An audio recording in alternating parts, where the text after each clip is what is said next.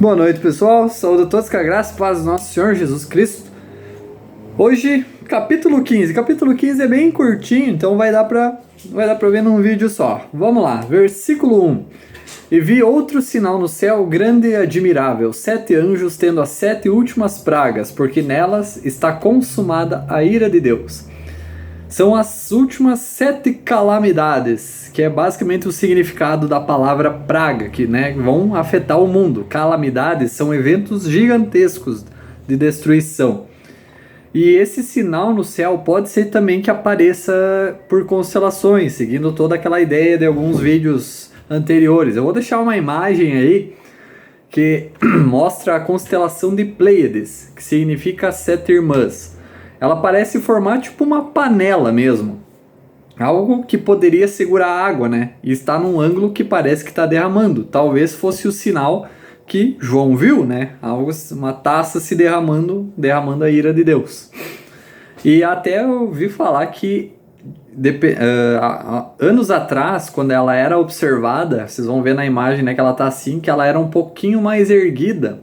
E algo que se dá a entender que com o tempo, né, ela foi meio que baixando como se realmente estivesse indo derramar. Então vai que se observa no futuro não está ainda mais inclinado, né? Versículos 2 a 4. E vi como que um mar de vidro misturado com fogo, e os que tinham obtido a vitória sobre a besta, e sobre a sua imagem, e sobre a sua marca, e sobre o número de seu nome, estavam junto ao mar de vidro, e tinham as harpas de Deus, e cantavam o cântico de Moisés, servo de Deus, e o cântico do Cordeiro, dizendo: Grandes e maravilhosas são as tuas obras, Senhor Deus Todo-Poderoso. Justos e verdadeiros são os teus caminhos, ó Rei dos santos. Quem não te temerá, Senhor, e não glorificará o teu nome? Pois só tu és santo, por isso todas as nações virão e adorarão perante ti, porque os teus juízos são manifestos. Lá em Apocalipse 4:6, a gente vê que o mar de cristal é onde o trono de Deus está colocado, né, no centro desse mar. Até foi falada aquela teoria do universo em triângulo, né? Que tem esse mar de cristal separando o céu do universo e tal. Mas enfim. E são os mártires da tribulação que cantam essa canção. Porque ali diz que são os vitoriosos sobre a besta, né? Que cantam. Fora os que resistiram até pelo menos uma parte da segunda metade. Por causa da marca da besta que só vem na segunda metade. E por que a canção de Moisés junto com a do Cordeiro? Que a grande maioria dos mártires vão ser judeus, e eles têm um grande conhecimento do Antigo Testamento. E eles vão estar cantando essa canção porque a ligação entre as canções é que a canção de Moisés celebra a libertação dos israelitas do Egito. E da mesma forma que Deus usou de pragas no Egito para trazer julgamento contra o faraó, ele vai estar agora, né, usando pragas contra a besta e seus seguidores. E do mesmo jeito que o faraó se recusou a deixar Israel ir no fim de tudo, Deus o destruiu junto com seu exército. Agora a besta vai ser recusada a existir e vai ser destruída junto com seu exército. E do mesmo jeito que os israelitas iam entrar na terra prometida, agora vão entrar também no período do milênio. Versículos 5 a 7. E depois disto olhei, e eis que o templo do tabernáculo do testemunho estava aberto no céu. E os 7 anjos saíram do templo, tendo as 7 pragas, vestidos de linho puro e branco, e tendo seus peitos cingidos com cintos de ouro. E um dos 4 animais deu aos 7 anjos 7 taças de ouro, cheias da ira de Deus, que vive para todos sempre. Aqui novamente tem detalhe nos anjos. Quando tem detalhe na Bíblia, tem significado.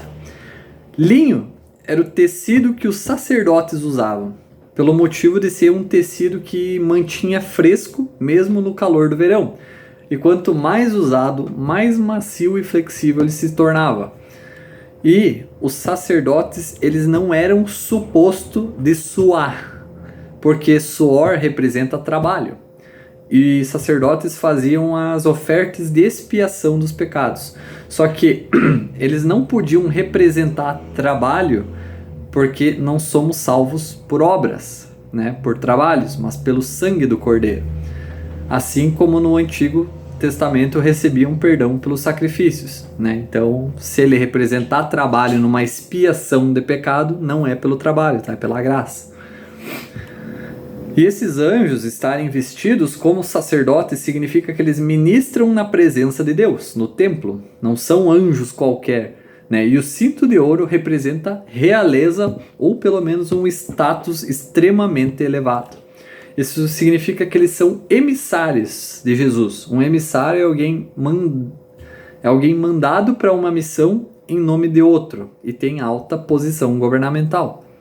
E eles trazem as taças cheias da ira de Deus, né? Basicamente eles vêm em nome de Jesus, em nome de Deus, né, para trazer essas taças. E nos textos em grego se lê que elas estão cheias da ira até a borda da taça, num sentido que tem que tomar muito cuidado ali para não derramar ela, né?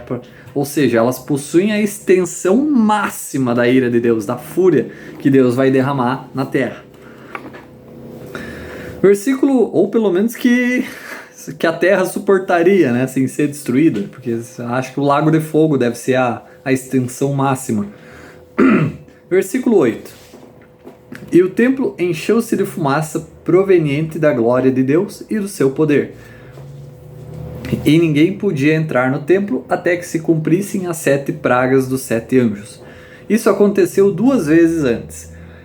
Êxodo 40, 34, 35. Então uma nuvem cobriu a tenda da congregação e a glória do Senhor encheu o tabernáculo. E Moisés não pôde entrar na tenda da congregação porque a nuvem permanecia sobre ela. E a glória do Senhor encheu o tabernáculo.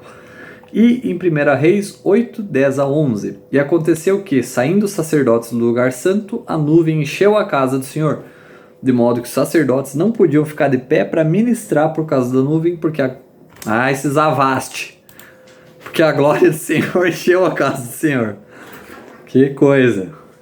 Enchendo sacos, troço. Então, são 3 situações. Agora eu preciso ficar rindo. São 3 situações em que a glória e poder de Deus estavam tão fortes que ninguém podia permanecer. Tudo que conseguiam fazer era cair de joelhos e adorar.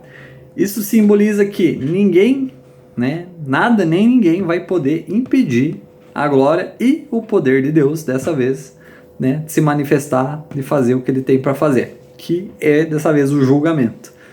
Então, capítulo 15, curtinho, para até o próximo vídeo, pessoal. Deus abençoe a todos.